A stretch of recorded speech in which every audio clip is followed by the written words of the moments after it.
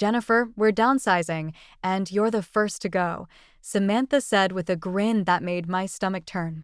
Effective immediately. The fluorescent lights in the conference room seemed to buzz louder as those words hung in the air like poison. I sat there for a moment, processing what had just happened, while my colleagues around the table avoided eye contact. After 14 years of dedicated service to Westbrook Dynamics, this was how it ended. My name is Jennifer Calloway. I'm 46 years old, and until this morning, I was the senior account manager at Westbrook Dynamics in Charlotte, North Carolina. For the past 14 years, I had poured my heart and soul into this company, managing some of our largest corporate accounts and building relationships that went far beyond simple business transactions. I wasn't the flashiest employee. I didn't play office politics, and I certainly didn't kiss up to management. But I was reliable, consistent, and deeply respected by everyone who mattered, our clients. When Samantha Kerr took over as our new department head 6 months ago, I knew trouble was brewing. She was one of those people who confused being loud with being effective, who thought that shaking things up was automatically an improvement. During her first week, she made it clear she wanted to revolutionize our approach to client relations. She scheduled unnecessary meetings, implemented new tracking systems nobody asked for, and constantly questioned methods that had been working perfectly for years. "I think we need to inject some fresh energy into this department," she announced during one of her endless staff meetings. "Some of these account relationships have gotten a little too comfortable, a little too personal. We need to maintain professional distance." I remember thinking at the time how wrong she was, but I held my tongue. In my experience, business relationships built on genuine trust and personal connection were the strongest foundation a company could have. But Samantha saw things differently. She viewed my long-standing relationships with our key clients as a threat to her authority rather than an asset to the company. She didn't understand that when David Chin from Solar Tech Industries called me directly instead of going through the main switchboard, it wasn't because I was overstepping boundaries. It was because we had built a relationship based on 14 years of mutual respect and successful collaboration. As I sat in that cold conference room, watching Samantha's satisfied expression, I realized this moment had been inevitable from the day she walked through our doors. She had been looking for a reason to get rid of me, and the convenient excuse of company downsizing had finally given her the ammunition she needed. What she didn't realize was that she had just made the biggest mistake of her professional career. Looking back, I should have seen the signs earlier. The way Samantha would interrupt my client calls, insisting on being included in conversations that had been perfectly fine without management oversight for years. The way she scrutinized every expense report I submitted, questioning lunch meetings that had been standard practice since before she was even out of college. The way she would make snide comments about old-school approaches during team meetings, always looking directly at me when she said it. My relationship with Westbrook Dynamics hadn't always been this complicated. When I started here 14 years ago, fresh out of a nasty divorce and desperately needing stability for my 2 young children, the company felt like a lifeline. My previous boss, Robert Harrison, had taken a chance on me despite my limited experience in account management. "Jennifer," he had told me during my interview, "I can teach someone the technical aspects of this job, but I can't teach genuine care for people. You have that quality, and that's what makes great account managers." He was right. Over the years, I had developed relationships with our clients that went far beyond the typical vendor-customer dynamic. When Thomas Reed from Grandstone Manufacturing was going through his father's illness, I was the one who helped coordinate delivery schedules around his family obligations. When Patricia Vance from Emerald Marketing was launching her new division, I worked overtime to ensure her project timeline was met, even when it meant sacrificing my own weekend plans. When Michael Torres from Nexus Development was celebrating his daughter's graduation, I was the one who remembered to ask about it during our quarterly review meeting. These weren't just business relationships. They were human connections built on years of trust, reliability, and genuine concern for each other's success. My clients didn't just work with Westbrook Dynamics because of our competitive pricing or our service offerings. They worked with us because they knew that when they called, they would get someone who understood their business, remembered their challenges, and cared about their outcomes. But Samantha saw all of this as unprofessional. During one particularly uncomfortable meeting 3 weeks ago, she had pulled me aside and said, "Jennifer, I need you to understand that our clients are paying for a service, not a friendship. I think you've gotten a little too emotionally invested in these relationships." I had bitten my tongue then, but I should have known that was her way of building a case against me. The irony wasn't lost on me that while Samantha was criticizing my emotional investment, our department consistently outperformed every other division in the company. Our client retention rate was 94%. Our average contract value had increased by 30% over the past 3 years, and our customer satisfaction scores were consistently the highest in the industry. But none of that seemed to matter to someone who was more interested in asserting her authority than understanding what actually made the business successful. The final nail in my coffin came 2 weeks before that fateful Monday meeting, during what should have been a routine client review. Patricia Vance from Emerald Marketing had called me directly, as she always did, to discuss some concerns about a project timeline. It was a simple conversation, the kind I had handled hundreds of times before. But this time, Samantha insisted on joining the call. "Patricia, this is Samantha Kerr, Jennifer's supervisor," she had interrupted within the first 5 minutes. "I wanted to personally ensure that all of your concerns are being addressed at the appropriate management level." The tone she used was condescending, both to Patricia and to me. I watched helplessly as the conversation grew increasingly tense, with Patricia clearly uncomfortable with Samantha's aggressive approach to what should have been a collaborative discussion. After we hung up, Patricia sent me a private email that I'll never forget. "Jennifer, I've been working with you for 8 years, and I've never had to deal with someone speaking to me like I'm a problem to be solved rather than a partner to be supported. Is this the new direction for Westbrook Dynamics? Because if it is, we need to have some serious conversations about our future together." I forwarded that email to Samantha, thinking it might help her understand the damage her approach was causing. Instead, she called me into her office and accused me of undermining her authority and encouraging client complaints. That's when I realized that no matter how professionally I handled the situation, no matter how much I tried to work within her new system, she had already decided that I was the problem. The downsizing announcement, when it finally came, felt almost like a relief, not because I wanted to leave. I loved my job and was proud of what I had built here, but because it meant the uncertainty was finally over. Samantha had been looking for a reason to get rid of me, and she had finally found her excuse. "We need to streamline our operations and eliminate redundancies," she explained to the room full of shocked faces. "Jennifer's position, while valuable in the past, doesn't align with our new strategic direction." The way she said it, with that satisfied smile, made it clear that this wasn't about company efficiency. This was personal. As I packed my belongings that afternoon, my colleagues kept stopping by my desk to express their disbelief and anger. "This is insane," my teammate David whispered. "You're the backbone of this department. How can they think this is a good idea?" But I just smiled and thanked him for his support. I had learned a long time ago that burning bridges rarely led to anywhere productive. What Samantha didn't know, what she couldn't have known because she had never taken the time to understand the foundation of our business, was that she had just triggered a chain reaction that would reshape the entire company. My relationships with our clients weren't just professional courtesies. They were the invisible threads that held our most valuable partnerships together. I spent Monday evening at home, sitting on my porch with a glass of wine, watching the sunset paint the Charlotte skyline in shades of orange and pink. For the first time in months, I felt a strange sense of peace.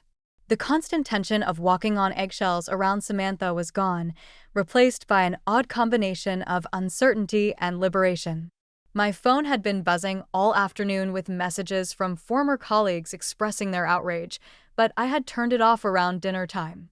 I needed space to think. By Tuesday morning, my phone was exploding with notifications.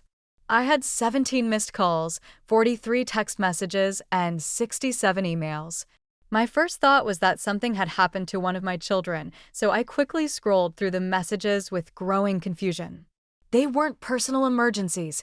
They were business calls from my former clients. The first voicemail was from Thomas Reed at Grandstone Manufacturing, and his voice was tight with barely controlled anger. "Jennifer, I just heard what happened. This is absolutely unacceptable. I've been trying to reach someone at Westbrook since yesterday afternoon, and nobody seems to know anything about our upcoming project deadlines. I need to speak with you immediately about our contract." The second message was from Patricia Vance at Emerald Marketing, and she sounded even more upset. "Jennifer, they can't just eliminate you without consulting their major clients. We have 3 active projects with deadlines next month, and you're the only person who understands the specifications. I've left 4 messages for your replacement, and apparently, they haven't assigned one yet. This is a disaster." As I continued listening to the voicemails, a pattern emerged. Every single one of my major clients had called, not just to express sympathy for my situation, but to voice serious concerns about the continuity of their projects. David Chen from Solar Tech Industries was particularly direct. "Jennifer, I don't know what kind of game Westbrook is playing, but if they think they can just remove the one person who actually understands our business and expect us to start over with someone new, they're out of their minds. Call me back. We need to talk." I made myself a cup of coffee and started returning calls. The conversations that followed were both heartwarming and professionally explosive. Every client expressed genuine personal concern for my well-being, but more importantly, they all shared the same sentiment.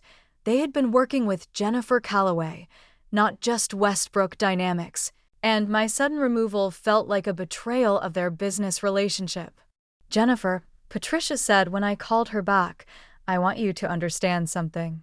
When we signed our contract with Westbrook 3 years ago, it was because of you.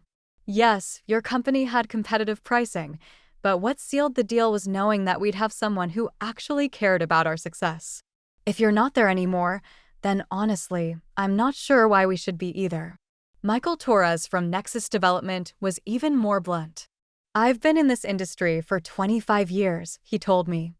I've worked with dozens of vendors, and most of them see us as just another account number. You've always treated us like a partner.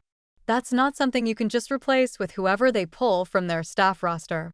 By noon on Tuesday, I had spoken with all 5 of my major clients, and the message was unanimous. They wanted me to know that their loyalty had been to me personally, not just to the company I worked for. Several of them asked if I was planning to land somewhere else soon because they would be very interested in continuing our business relationship in whatever form that might take. That's when I realized that Samantha had made a catastrophic miscalculation.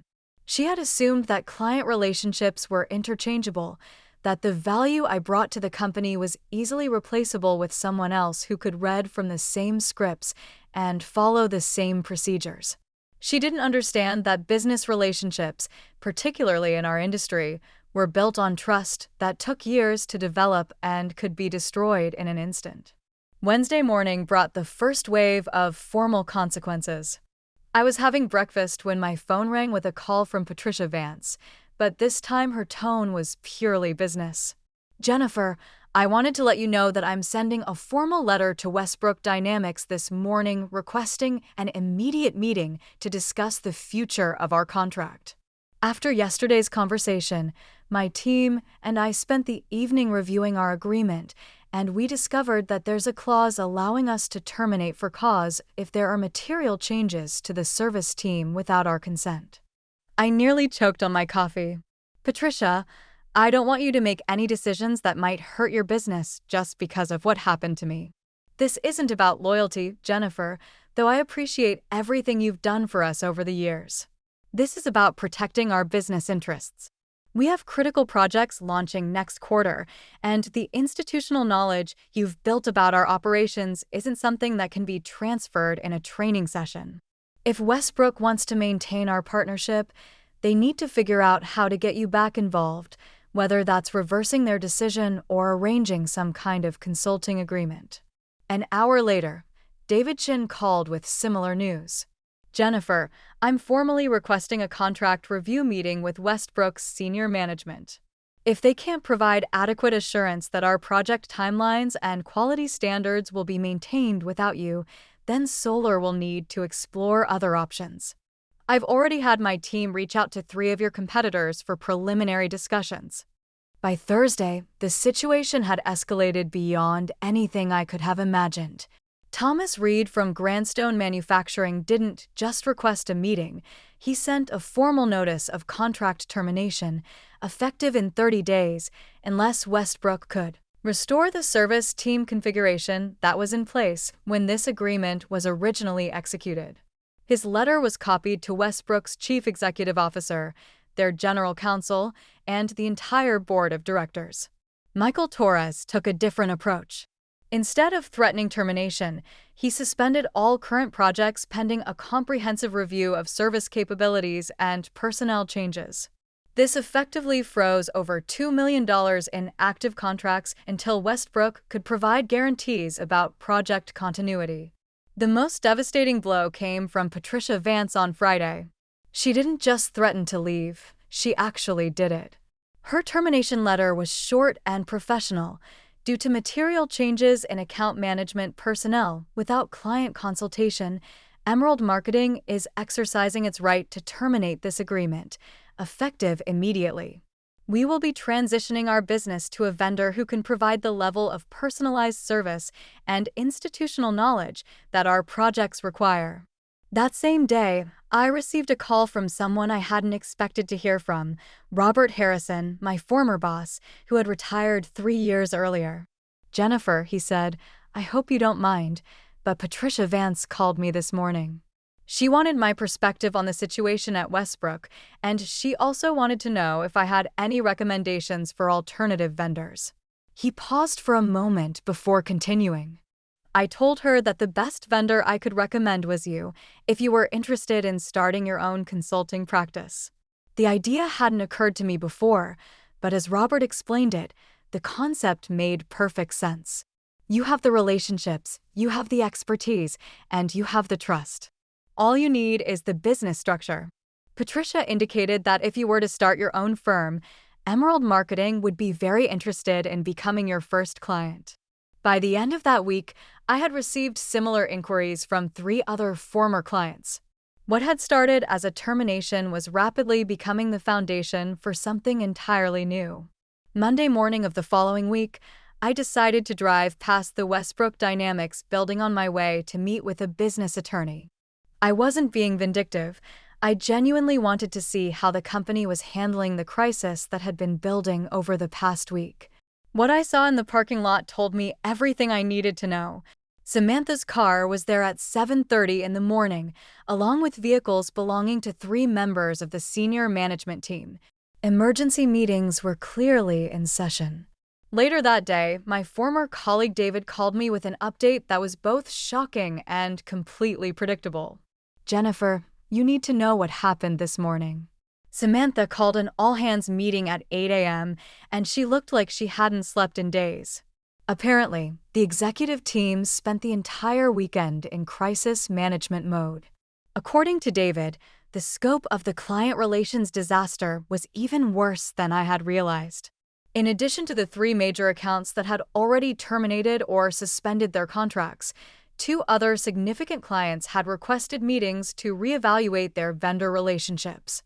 The company was facing the potential loss of nearly 60% of their major account revenue, all within a span of 2 weeks. The best part, David continued, was when Samantha tried to blame the situation on your unprofessional relationship boundaries with clients. She actually suggested that you had somehow manipulated these companies into retaliating against Westbrook. The executive team didn't buy it for a second. Chief Executive Officer William Bradford had apparently asked some very pointed questions about how the department head could have been unaware of the extent to which major client relationships were tied to individual personnel. When Samantha couldn't provide satisfactory answers, he asked for her resignation, effective immediately. "Jennifer," David said, "Bradford specifically asked me to get your contact information. He wants to schedule a meeting to discuss options for bringing you back, possibly with a significant promotion and salary increase." I thanked David for the information, but I had to smile at the irony. 2 weeks ago, Samantha had been so confident that I was expendable. Now, the entire executive team was scrambling to undo the damage her decision had caused. But the truth was, it was too late for Westbrook Dynamics, not because I was vindictive, but because the business landscape had already shifted. That afternoon, I met with Patricia Vance and Michael Torres to finalize the terms of my new consulting firm, Callaway Client Relations. Patricia had agreed to provide startup capital in exchange for guaranteed priority service, and Michael had offered to serve as a reference for other potential clients. Within 3 days, I had signed agreements with 4 former Westbrook clients, with 2 more companies expressing serious interest. The real validation came on Thursday when I received a call from David Chin. "Jennifer, I wanted you to know that Solar Tech has decided to terminate our contract with Westbrook, effective next month. But more importantly, I wanted to ask if you'd be interested in a very different kind of business arrangement." What David proposed was beyond anything I had imagined. Solar Tech was expanding their operations and needed someone to manage relationships with multiple vendor partners. Instead of just hiring me as a consultant, they wanted to bring me on as their vice president of vendor relations, with a salary that was nearly double what I had been making at Westbrook. "The position is yours if you want it," David said, "but I wanted to run it by you first, because I know you've got your own consulting firm getting started." For the first time since this whole ordeal began, I found myself facing a choice between 2 excellent options rather than scrambling to recover from someone else's poor decision. Tuesday morning, exactly 2 weeks after Samantha had gleefully announced my termination, I made my decision. I called David Chin and accepted the position at Solar Tech Industries, with one condition: I wanted to maintain my consulting firm for select clients on weekends and evenings. He agreed immediately, understanding that my outside relationships would only strengthen my ability to serve Solar Tech's vendor management needs. The news spread quickly through Charlotte's business community. By Thursday, I had received congratulatory calls from 6 different industry contacts, including 2 executives from companies that had never worked with Westbrook Dynamics. Word was getting out that the clients hadn't just left Westbrook, they had followed me to something better. Friday afternoon brought the most satisfying moment of this entire experience. William Bradford from Westbrook Dynamics called me personally to make one final attempt at bringing me back. His offer was generous: a department head position, a 40% salary increase, guaranteed autonomy, and a formal apology from the board of directors. But it was too late. "Mr. Bradford," I told him, "I appreciate the offer, but I've already accepted a position that offers me both financial growth and professional respect. More importantly, I've learned that my value isn't dependent on any single company's recognition of it." The conversation was cordial but brief. There was no point in dwelling on what might have been when the future was already so clearly mapped out ahead of me. That weekend, I received the final piece of news that completed this entire saga. David from my old department called to let me know that Westbrook Dynamics had announced they were closing the Charlotte office and consolidating operations with their facility in Atlanta. The loss of major clients had made the local operation financially unsustainable. "Jennifer," he said, "I hope you know that everyone here understands what really happened. Samantha destroyed in 2 weeks what took you 14 years to build." I felt no satisfaction in Westbrook's downfall, only a quiet sense of vindication that my contributions had been valuable, even if one person had been too blind to see it. 6 months later, I was settling into my new office at Solar Tech Industries, looking out at the Charlotte skyline through floor-to-ceiling windows. My title was Vice President of Strategic Partnerships, and my responsibilities had grown far beyond what I had originally been hired to do. David Chin had been right when he predicted that my relationship building skills would be valuable in multiple areas of their business. Callaway client relations had also flourished beyond my expectations. What started as a way to maintain relationships with 4 former clients had expanded into a boutique consulting firm specializing in B2B relationship management. I was working with 12 companies now and had turned down 6 others because I didn't want to compromise the quality of service by growing too quickly. The most unexpected development came when Patricia Vance recommended me to speak at the Regional Business Leadership Conference about the importance of personal relationships in professional settings. The presentation went so well that I was invited to write an article for Business Excellence magazine about the hidden value of authentic client relationships. 2 weeks ago, I received a LinkedIn message from someone I hadn't heard from in months, Samantha Kerr. She had found a new position with a smaller firm in Raleigh and wanted to congratulate me on my success and clear the air about any past misunderstandings. I read the message twice before deleting it without responding. Some bridges, once burned, weren't worth rebuilding. Yesterday, I had lunch with Robert Harrison, my former boss, who had first encouraged me to value relationship building over transaction-focused thinking. Jennifer, he said over dessert, I've been watching your career progression with great pride.